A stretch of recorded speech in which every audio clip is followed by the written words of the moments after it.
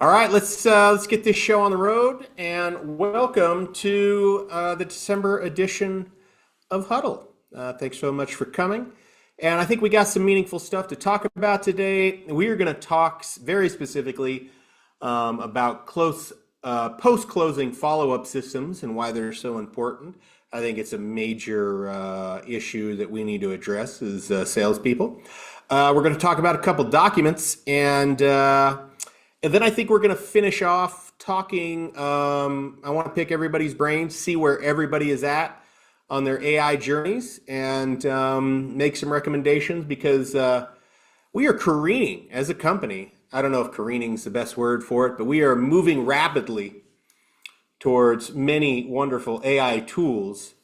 And, you need to be there or be square. So anyway, let's jump right in to post-closing follow-up or post-closing systems in general. If you would put it in the chat, how many people would describe themselves as having a post-closing system? And we're talking about client management. We're talking about ways to retain clients, ways to generate referrals, or just any kind of system at all that happens after you close. And I will say, sending monthly emails, I don't think counts as a post-closing follow-up system. If you would put it in the chat, let me know if you do actually have a post-closing system.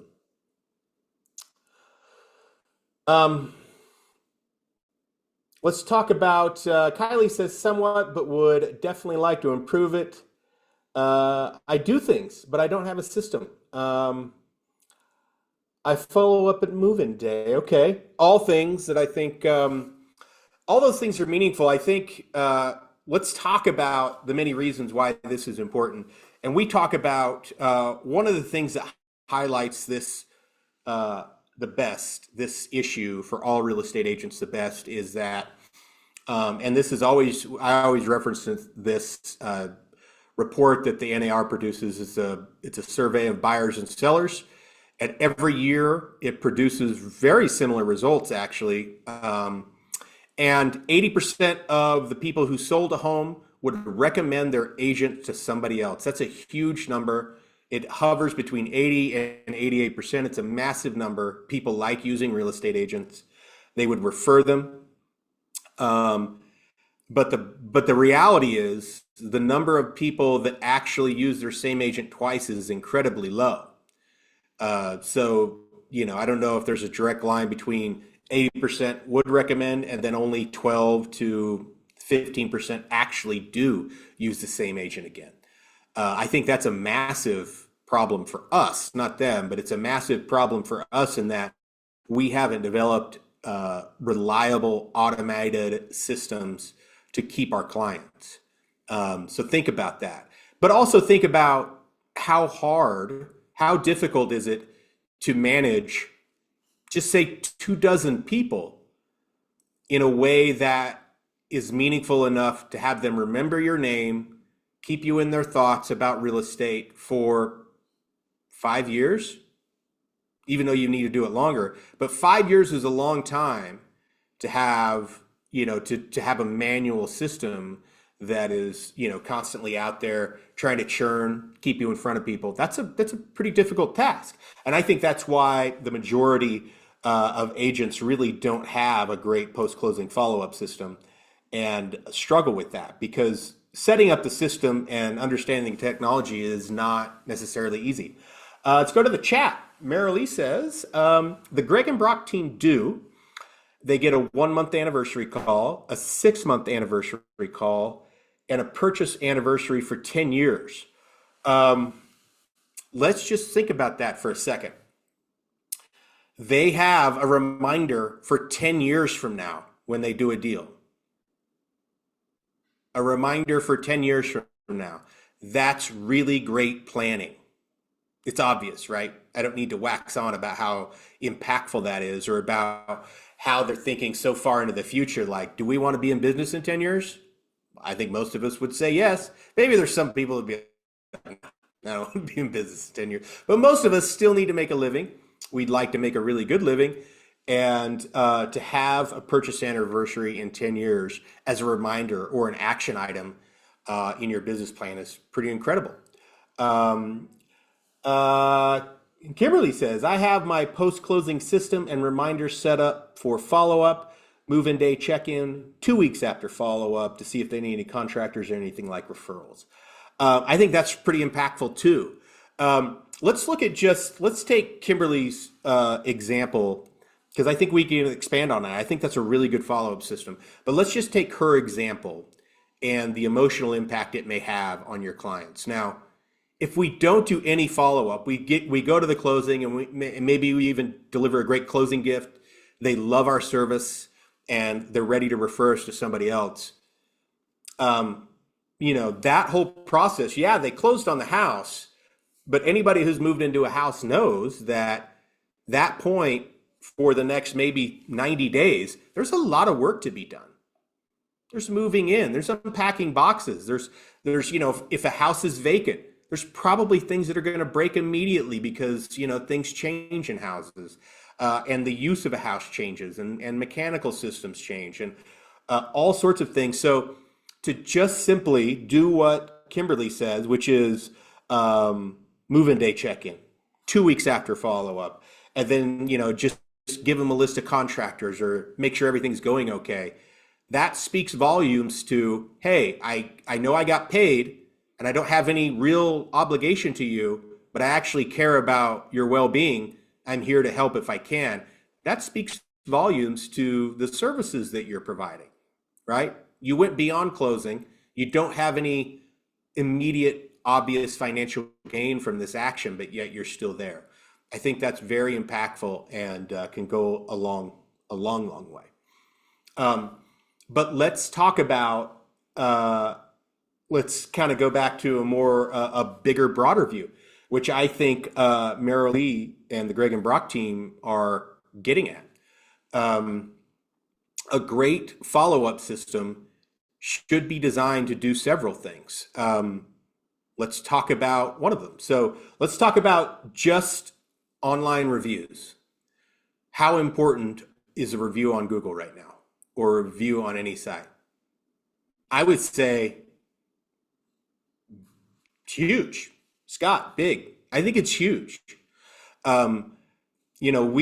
We've been talking as an industry, I think, about getting online reviews for more than a decade. And I don't even think we need to express how important it is, because each one of us is out there in this new world buying almost anything based on the reviews. We land in a new city, we're looking for some food. How many of you guys stop at a 3.8 star rated restaurant? Nobody, because there's a 4.5 half a block away. And we don't even read the reviews, right? So we all know they're a huge deal, but how do we get those? What's the system that we have in place to gather those reviews? Now, that's huge. That's a big part of your business is your digital presence. And your digital presence, we talk about social media posts, and some of you make some amazing social media posts and they look very professional. But let's just do that and then 0 online reviews about you. How do you feel about that situation?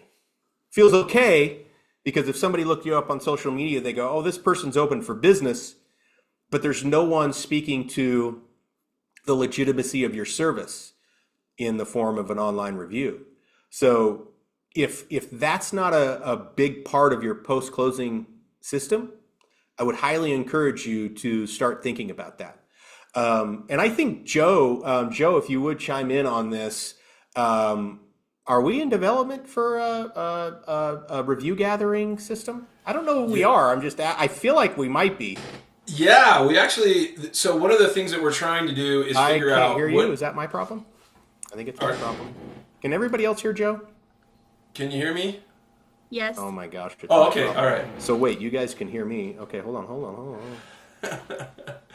This is called multi-audio difficulty. Multi-audio channel difficulty. There we go. How about now? Test 1, test 2. You got me now? Test one, test two, and I got you. Sorry, this is my problem. No Go ahead. worries. Okay. Yeah. So one of the biggest issues that we're running up against is trying to figure out how to get systems like Zillow and like Google reviews is probably the toughest one that we're trying to crack right now. They want to keep everything in their ecosystem because in the world of clicks and whatever, if you write a review on Google, then of course Google gets the benefit of not only having somewhere for somebody to click about you, but they also are very shy about wanting to share that data elsewhere. However, we've made some breakthroughs on things like List Hub and some other things on how to get a significant amount of activity and reviews come together and then simplify all of that into a tool that allows you to ask for reviews automatically. It's an AI prompt that then asks the person, what are some of the things that Kimmy did for you? And it'll say, Kimmy help me buy a home, Kimmy help me sell a home, Kimmy help me whatever. And you guys, everyone on this call knows, the biggest issue you have with your clients is them sitting down and going, well, what do I say? And you don't want to write the review for them because you don't want to steer it like too far one way or another. But at the same time, you know, if you gave them a little bit of prompting, that perhaps that could be a help for you. And we are going to put the final touches on that. We'll see that in January with our annual kickoff here. But one of the most powerful things about it is it's portable, meaning you can literally just send a link to anybody you know. They can write a review, and then that review begins to be, you can post it on a website, you can add them to emails, you can put them on social media, you can put them wherever you want to make that happen. And that is a direct result, Mike, of many conversations that we've had with people saying, I want to gather more reviews. I send the links. I got a 25% hit rate of somebody actually filling out the Zillow or the Google one, because both of those things require you to move through all of the channels and sign up. I had just an interesting conversation with a person in line at a local coffee shop the other day, because the coffee shop had a big thing that said, review us on Google. And there was a QR code, and the person hit the QR code and it said, please log into your Google account. Please approve this legal message that says you'll post this. Please do this. And I watched them close it on the app. I watched them go, I'm not doing that, And at the same time, they said, that's a shame. I really like this place. I would love to just leave them a review and have them posted somewhere. And so we're doing that battle between what is the weight of having a Google review versus the weight of having a review. And how do we thread that needle to at least gather the reviews, and then we can figure out where to post them and those types of things in the future. So yeah, you'll all see that next month. Just to give you kind of a hint, Kimberly says, the review email I send has links to Facebook, Google, Zillow, and Realtor.com. So it's easier for them to leave a review. It's been very helpful. If they don't review, then I send another email a few weeks later. Like that's a good follow-up system. Follow you, Kimberly. And that's a really good thing to just, that's a really easy thing to just do and schedule, and just have that email handy. And I think we've created a number of these where you can just slide your own links in and we've created the email already with the great logos and everything, and then you just embed your own links to your profiles in those. I think also for future, because so many people are becoming more and more comfortable, more and more comfortable talking to their phones. I think the ability to then just have them speak the review and then have that translated to text could be a big game changer as well. Because funny enough, that seems to be an inevitability on how we're going to interact with technology as we move forward. Yeah. Kimmy says, I just started sending the link via text and have had really good response. I think sending it sooner rather than later works because selling and buying is fresh on their minds, and you are using the Google review link. Really good segue, Kimmy, into what my experience has told me with all the agents over the years is that the immediacy of the request is as important as sending it. So if you do wait a couple weeks, I think your response rate will be significantly different than it would be otherwise if you do it immediately. And at a brokerage that must not be named, there were several agents who they had their own little system for reviews, but it wasn't for online reviews. It was just sort of a different one. And agents would show up with printed copies of this goofy review back in the day, and they at the closing table and ask people to fill it out, and I'll come by in a couple days. It worked great, and that was a pain in the butt. That was way back when, but that was a pain in the butt to do. But people were still willing to go through 7 pages and check boxes, and like it was bizarre, but they did it because you were there, you were face to face, you asked them. And so remember the thing about your business with this specific thing, and when we talk about referrals in just a minute, never forget that you are we are a relationship business. And so asking for them before we send the links, hey, would you review me if I sent you something? Like that simple thing will go a long, long way, other than just, texting them a link later on. Make that verbal request to them. I think it'll go a long way. But that's just one part. I don't think we want to stick too long on that. But if you aren't asking, so make a mental note. Am I currently asking for reviews? I think it's a huge missed opportunity for you, because the second you meet somebody, they're going to look you up. And if you're getting reviews, they're going to find them somewhere, because that's what they're looking for. They're looking for other people to say they're not a psycho. That's what they're looking for. Let's talk about too, generating referrals. When we talk about one of the overarching things I wanted to talk about with post-closing follow-up systems is that they should be viewed not just as a small number of items to do, week 1, week 2, but essentially a lifelong system in order to keep a client and have that client generate referrals. Because think about who this person is. You just successfully closed a client. They're your client until you lose them. And almost all of us lose them because we're not staying in front of them as much as we should be.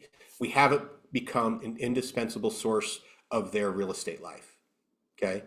And so think about it in those terms. So when we talk about, I think the number clients move every 7 to 10 years.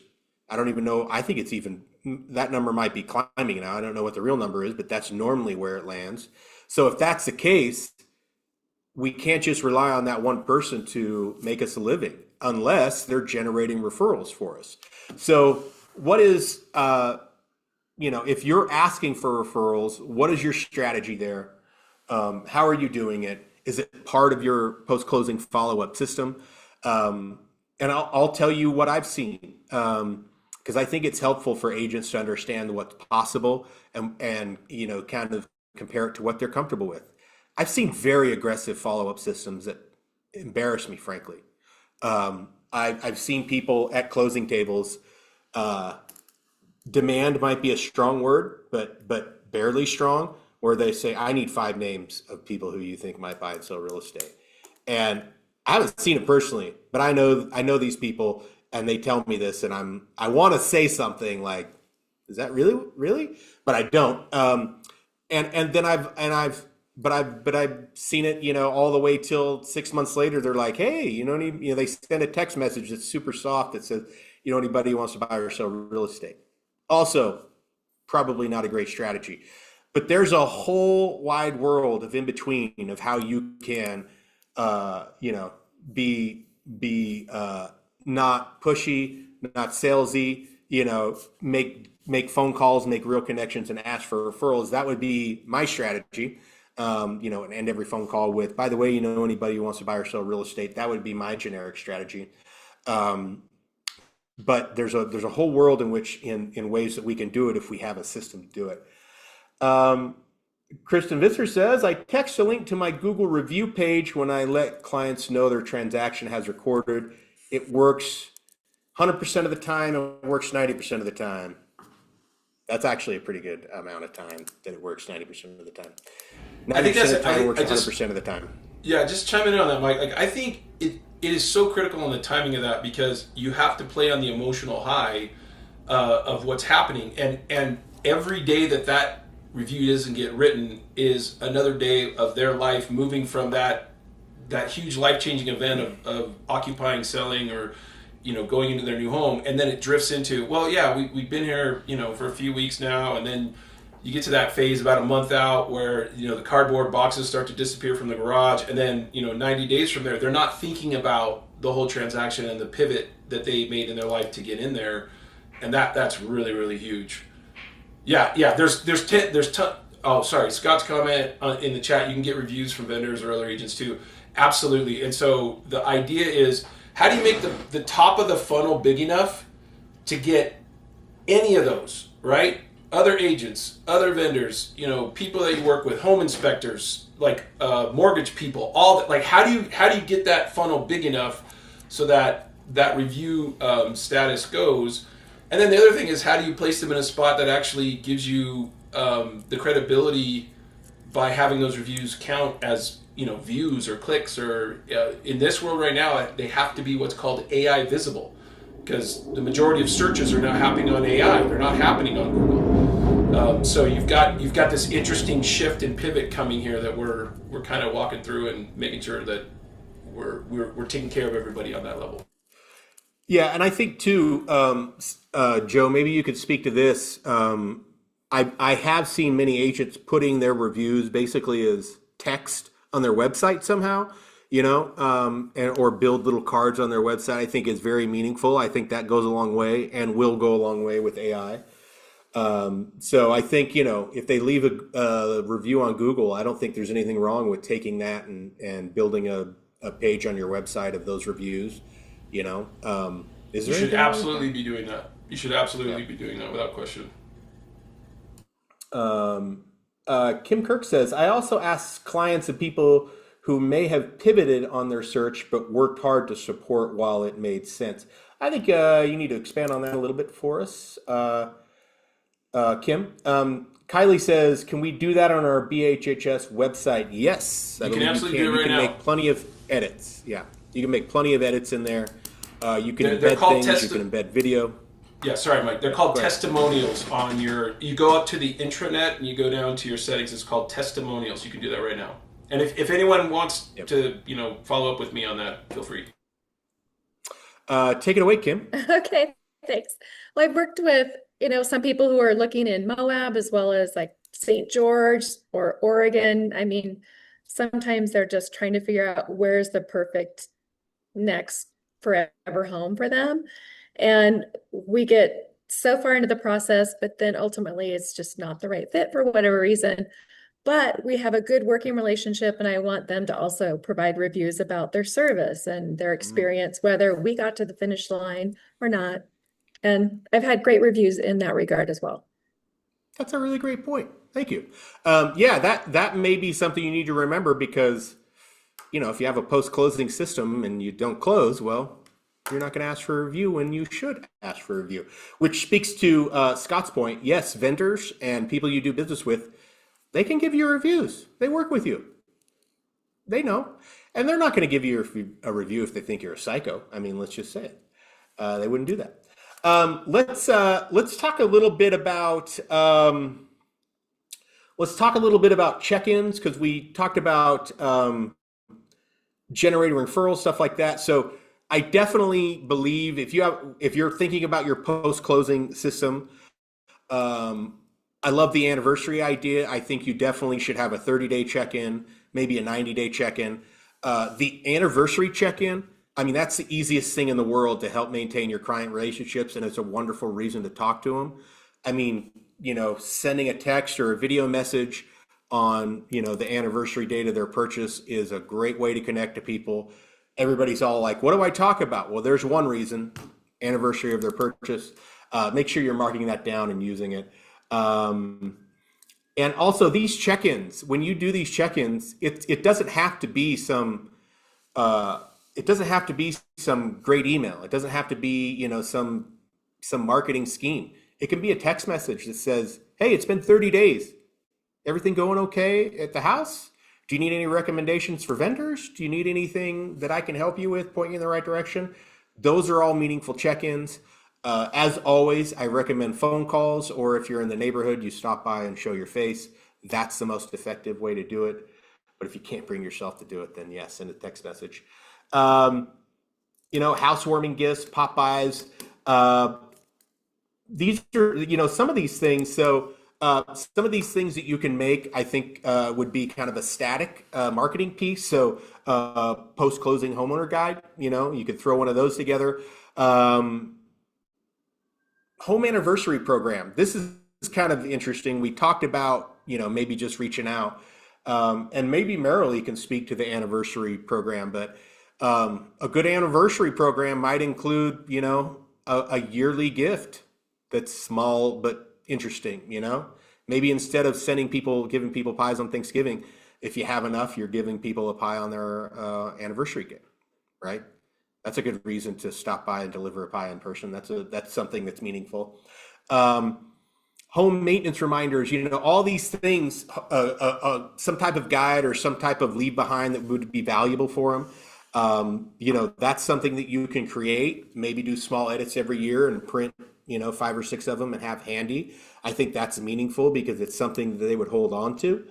Um, um, let's talk about client only VIP events. This is an interesting one because I've seen some agents, what my perception of these client VIP events, they're making their living from it and they make a big deal about it. And this party and I think I know 3 agents who do this at scale.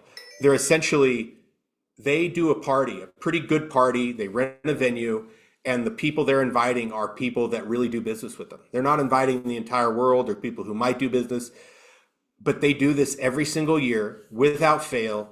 And they spend the entire time, networking and marketing and getting to know people and, catching up with old friends.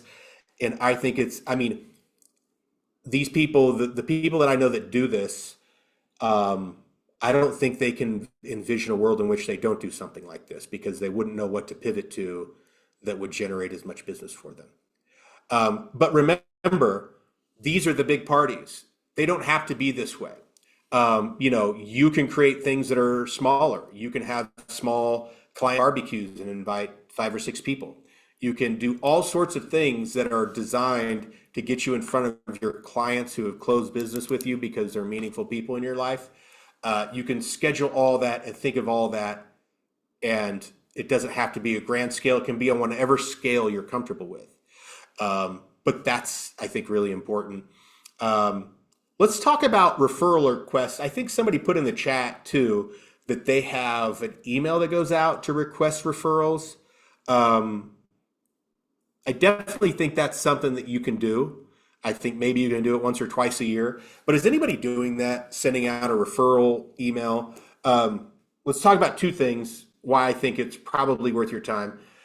One, I don't know that it's necessarily going to generate you, that email is going to generate you a result. But the mere fact that they saw an email from you asking a question, I think is meaningful. Sort of like, they saw your name one more time, that's great. But there's a question in there. By the way, do you know anybody who's doing this? Would you like to submit their name to me? That's a really easy email to put together and send to people once or twice a year. It's really easy. Now, I don't think that's going to get it done, but it might be a soft way to follow up in a week after you send the email and just say, how are things going? I think that's pretty meaningful. Could be a good strategy. Kim says, when I have them under contract, I have a sentence at the end about referrals. Yeah, I think there's got to be somewhere that you have planned where you ask for that future business, and it has to be direct and there's no fog of what you're asking for. You kind of cut straight to it. I think you got to ask directly, but I think you should look into sending these emails a couple times a year to your clients, right? Because I think it can spark a conversation and it puts them, hey, it could be a month later and somebody says something, Scott asks, Scott's in real estate. Let me send you a referral, because quite frankly, it's our job. Remember, it's always your job to remind your clients that you're their real estate agent, because they don't feel any responsibility to remember that you're their real estate agent, and nor should they. It's our job. Um, let's see. Um, and of course, we talk about, as part of a good post follow up, we talk about market updates and reports. I think we already do that. Part of your post closing follow up system.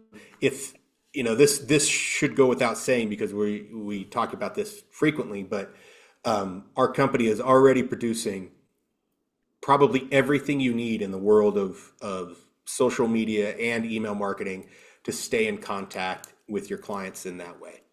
And so, if and people miss this frequently, and they don't add their clients that they just closed to our marketing system. That should be part of your system. Is like, yes, I need to go add them to Resource Center. And by the way, if you're going, you know what, I haven't done that in a minute, you can always reach out to staff and say, hey, print me out a list of every closing I've had for the last 12 months with my clients on it. And then that's a good method to go through that, gather that contact information. If you're missing something, you can probably find it in .loop or whatever, but go get them in your marketing system. Like, it's amazing. That's a huge part of your automation right there. Kim says, Real Scout also have updates on value that can be set up for new home owners and sellers. Yes, I think that's a really great one. It's a really great one because if that goes out, if you schedule that to go out on their anniversary, so they get a home valuation on their anniversary, you stop by and deliver a pie and ask them for a referral. I mean, come on. That's a really great system to keep clients. Let's talk about how you're actually going to do that. Scott says, anyone not using Real Scout is missing out on a great tool. Real Scout, to me, I've seen a lot of tools. I've seen a lot of tools. If I only had one, that might be it. Let's talk about really quick, what tools are you actually using to organize this? And we talk about this all the time. We talk about CRMs, but I'll always go back to Joe Lowry's recommendation. Your calendar on your phone can accomplish these tasks, but it's up to you to have that list of the things that you want to do when you close and enter them into your calendar as calendar events and put reminders on them. Because that's all you need to do. If you do that, you don't have to have an amazing memory. Some of us do have amazing memories and they don't need this stuff. And then the other 99% of us need reminders. So there you have it. Let's see. This is also another interesting thing. I think this is probably, 300 level stuff here, but is anybody actually tracking how many referrals they receive from their clients? Anybody in here actually keeping track of how many referrals they've received from a client? Yes, Kylie, per client. So, you have a closing, or maybe it's not even closing. Maybe it's a cousin who is sending you deals because for whatever reason at this moment in their life, they know people looking to buy and sell real estate. Is anybody tracking that? And I'll tell you, every single one of us on here, I think, would say, yes, I want a referral-based business. I think we would all say that because we all know the benefits of it. It's significantly easier to have a thriving business, and the stress is way off if we have a referral-based business. We all know that, right? That's our goal. If that's the case, and you are trying to take care of the people sending you referrals, and you do not know how many referrals they've sent you, I think you already know what the problem is. Because, quite frankly, is the amount of time we spend on every single client, should it be the same? No way. Should not be the same. It should be commensurate with the amount of referrals or value or plain old enjoyment of speaking to them that it brings us. So if there are people who don't communicate with you, don't open your emails, don't send to your referrals, should we be doing Popeyes with pies? Probably not. We're probably a little busy for that. But if we do have somebody who sent us some referrals, we better know how many. We better have an idea how many they sent, because you could lose track. And if you lose track and they mention something and somehow you stick your foot in your mouth and you say something stupid because you forgot two referrals that made you $24,000, right? But it's easy to keep. Those are things that we can keep track of, and you can just do it in your notes on your phone. You can leave a note underneath a Can you do that? I haven't even looked when I add contacts. You can make notes in your contacts of your phone and update them. Hey, I got a referral. Bob Anderson, another referral from Bob Anderson, and it was the Jensens or whatever, right? We can make simple notes in places and go back and check on it. That is sort of next level, and I think if you had a CRM, your life would be better.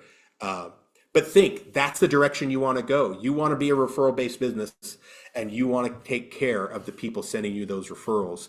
It's really hard to do that if you can't pin a number to it. Because if you can't pin a number to it, you're just like, you're operating off vibes. Whatever you think is happening. And I'll tell you right now, most of us probably don't know our vibes good enough. I guess that's a horrible way to say it, but you know what I'm saying, I guess. Kim says, I know where all my business comes from. It's amazing to trace it and understand what's working and what's not. Focus on what pans out, and it helps me know where to put my time and effort better. Yeah, I think this is all also really satisfying to understand where your business comes from. And it's not something that it's all in the past and so I can't figure it out. You definitely can figure it out. And if you're going, if I tell you right now, if I asked any one of you, where did your last 10 deals come from? And you can't tell me right now, I would say that that's not the level of understanding your business that you should be at. I would encourage you to go and get the last 24 months of your transactions and just sit down. And if you have to think about it, where did this deal come from? Know it. Absolutely know it and track it, because that's a huge part of your post-closing follow-up in generating referrals, taking care of these people. It's a big deal.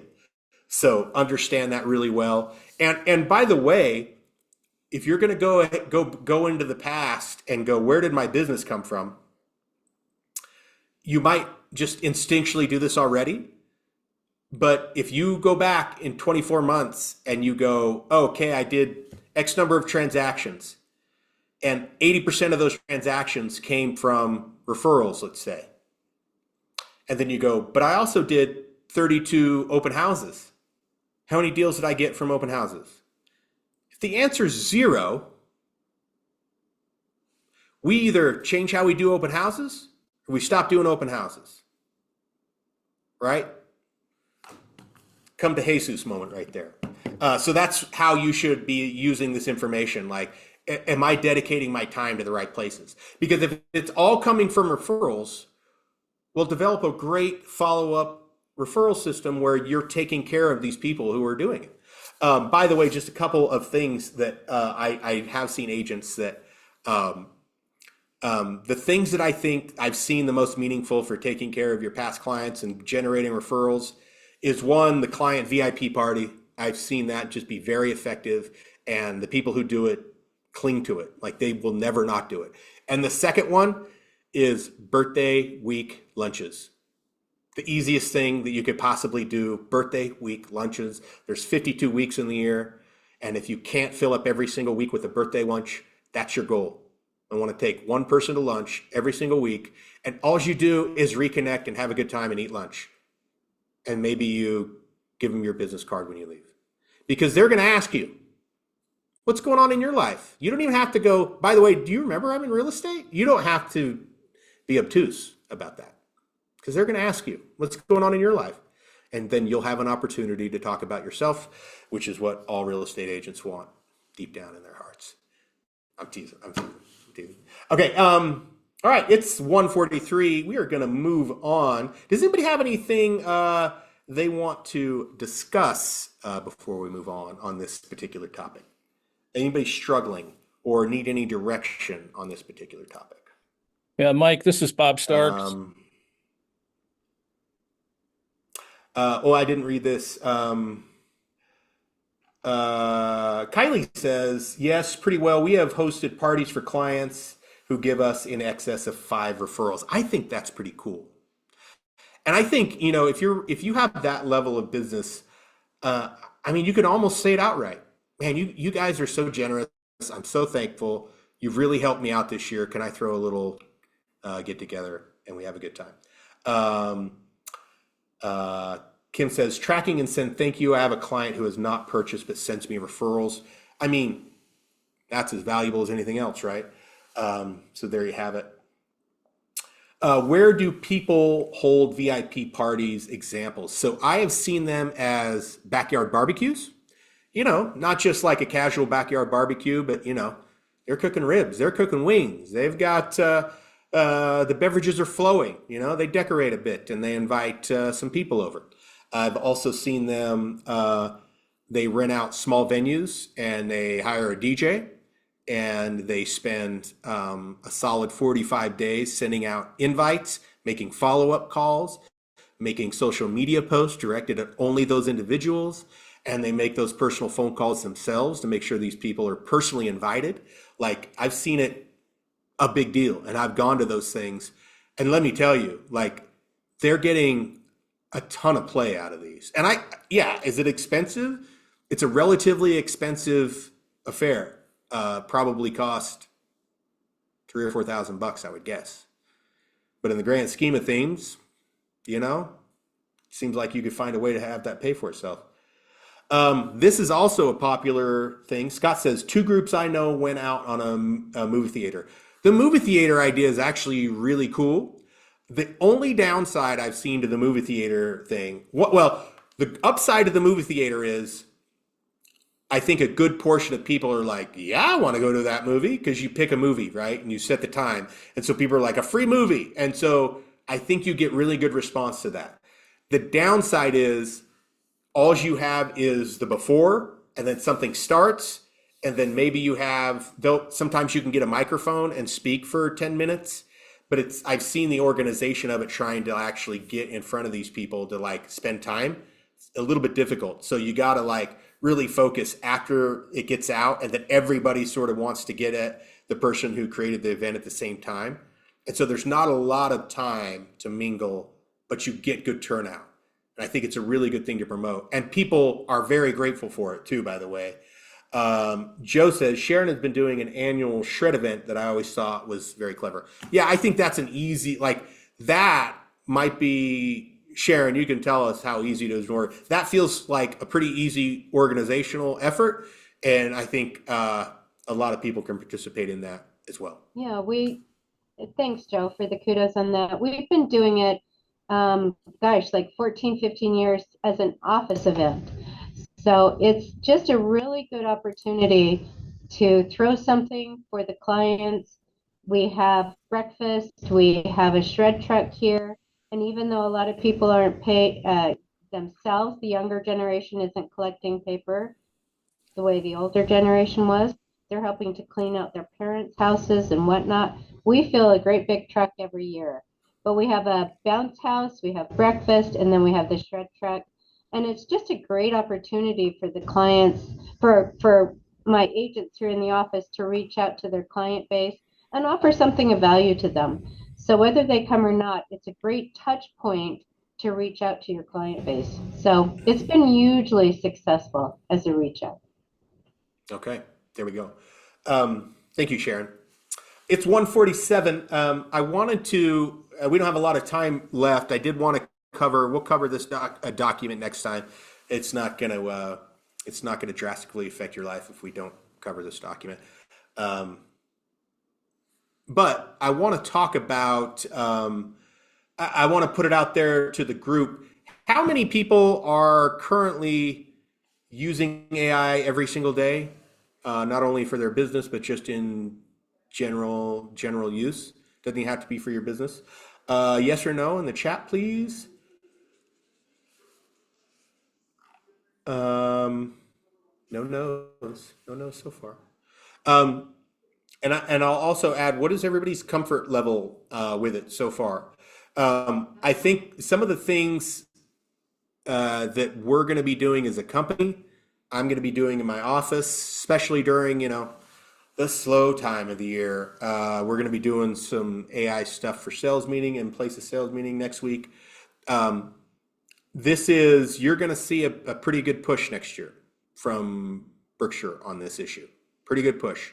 And so, and we're going to be leaning on you pretty heavy to start to think about this is a massive source for you, source of information, time saver, all that. And we do have some products that are not ready for prime time, but well, one of them I feel like is ready for prime time, but we're close anyway. Irregardless, how many people, by the way, are paying for the premium service of these AIs?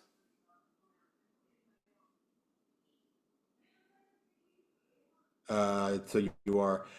Scott says, Real Scout actually had a Zoom today on using AI. Joe says, today, BHHS Corporate released AI library search on Resource Center. That's very helpful. Yes. So lots of people paying for it.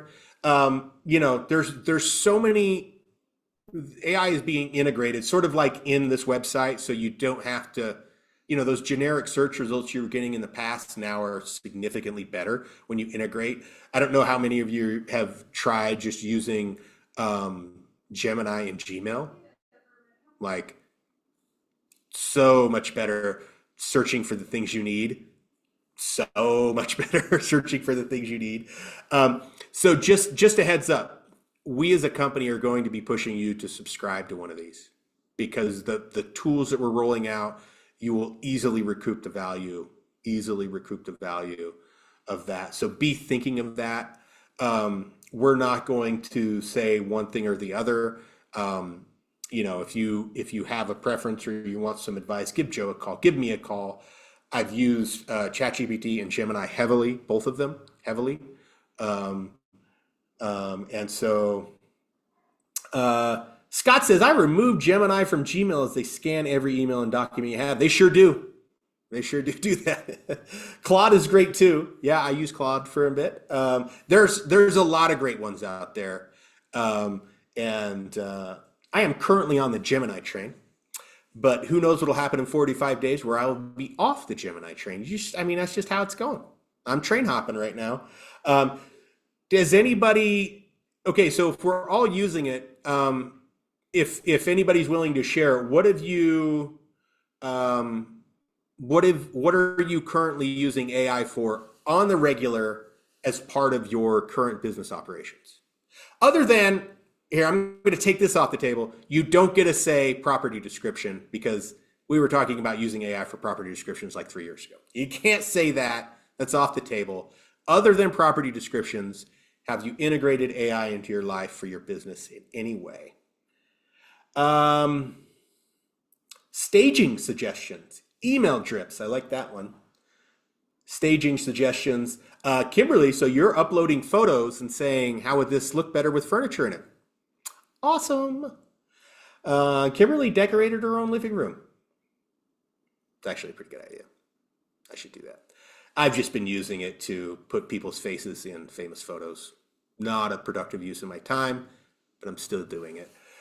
Decorating my living room. Yeah, so things that we are going to be doing in the future.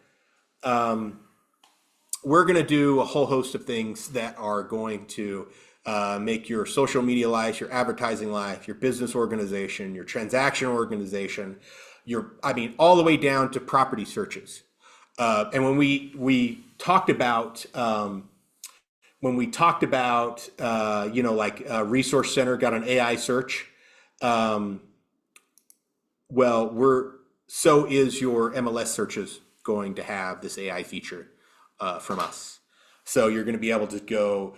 In the past, you had to click and do a filter, and I think that's a thing of the past. AI is going to find you the right home because you're going to give it a description that your clients give you, and that'll be significantly better. Kristen Visser says, I recently uploaded every contact list I have and had an AI agent combine everyone into a master contact list. So this is a super cool use of this technology. If you have Excel spreadsheets or Google Sheets, it can do some amazing organization for you. If you have a really good printout, just a PDF of your information, it can make a conversion for you. By the way, some of the things that I think you should be leaning on heavily, if put your contracts in there. Put your contracts in there and go, listen, I want these important data points. Give me a synopsis of this contract and the meaningful dates and the meaningful numbers. Doable. Now, by the way, Kim says, I used AI to evaluate the top traits or services clients liked. Really great use of it. Also creating a travel route for Christmas gift drop-offs. See, there's nothing that you can't do with it that I think is a pretty meaningful use of your time. The biggest thing I think, quite frankly, Joe, I was going to ask you that question before the meeting started on areas specifically. And if you want to, we have 7 minutes. I love this because it's a limited thing. So we as a brokerage have been creating a custom GPT. So this is on ChatGPT. I know there are Claude users and Gemini users here. But I'll just share my screen and give you kind of a small glimpse of kind of what we're doing. So in ChatGPT, you will be invited.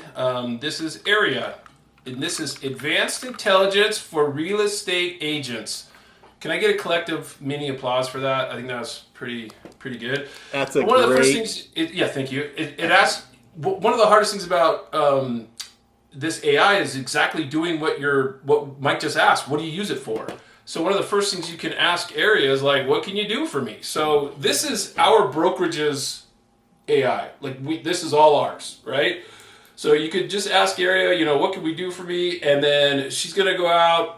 I did personalize that with a pronoun, sorry. It's going to go out and search a Sonala base. It's going to spit back all kinds of information.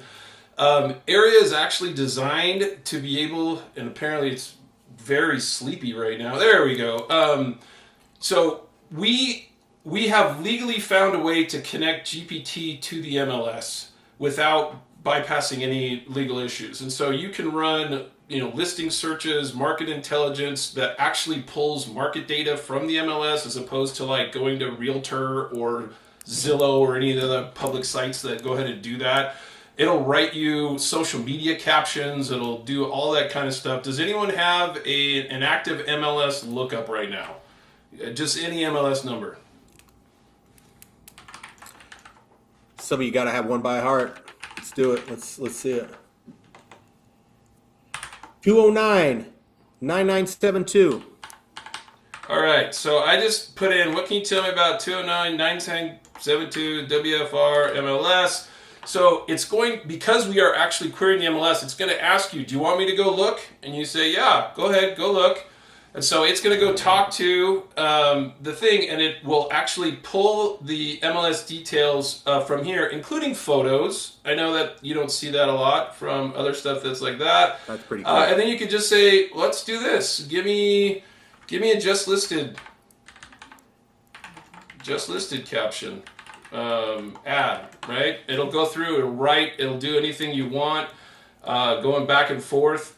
You can actually have it designed for Instagram, Facebook, or do whatever. You can keep going, or you could say, tell me about other homes for sale within 3 miles of this property.